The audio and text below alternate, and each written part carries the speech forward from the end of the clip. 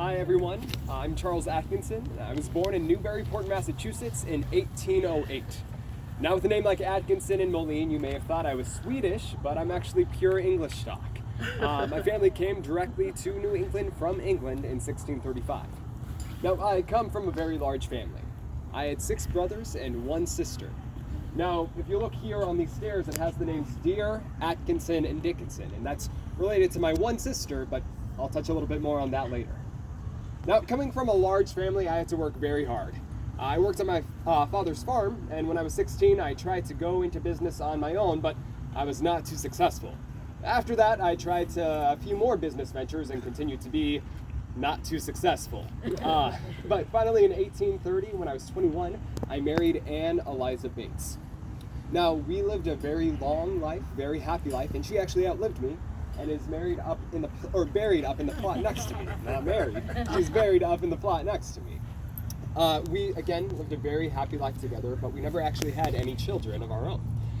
Now, at that time in New England, life was very difficult, and we knew that if you really wanted to make it, you had to head out west. And so my brother Joshua and I, in 1835, we headed to Illinois, and we ended up in Whiteside County on the Rock River, right outside of Prophetstown.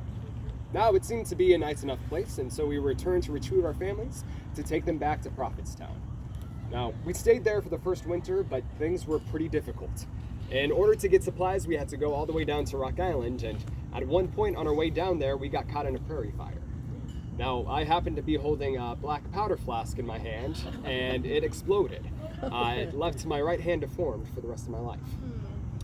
Now, my brother decided to stay in Whiteside County, but my family and I, we went further down the river to Henry County, where we settled in a place called Cleveland. Now, times were pretty good while we were in Henry County. I became a probate judge, a master of the peace, and I actually cut wood and built the first frame house in Henry County. Now, I liked Henry County quite a bit. In fact, so much that in my later years, we returned there with a group of partners and we invested in some land. 44,000 acres worth. Wow. Now, they seem to have liked me pretty well down there because they named a town after me.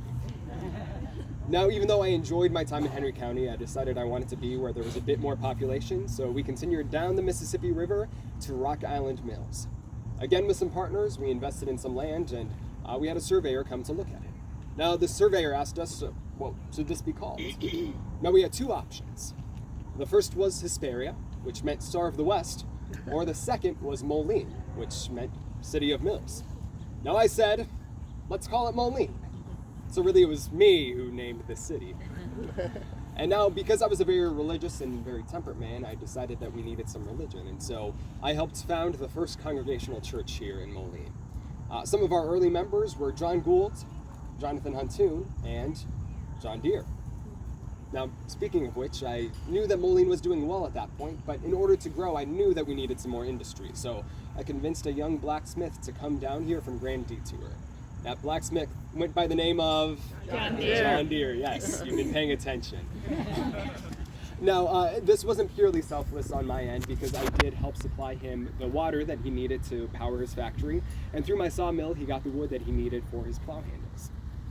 Now, things were going well in Moline at that point, but one thing was really standing in the way of our continued growth.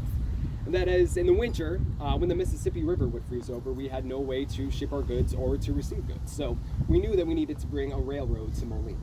And so again, with a group of investors, we worked hard to raise what was at that time a princely sum of $660,000 to bring the first railroad to Moline in 1854. Now, at that time, my business was booming, the city was prospering, but I thought, what's one more project? And so I looked at the island that was in the middle of the Mississippi River, known as Rock Island, and thought that it would make quite a good arsenal for our military.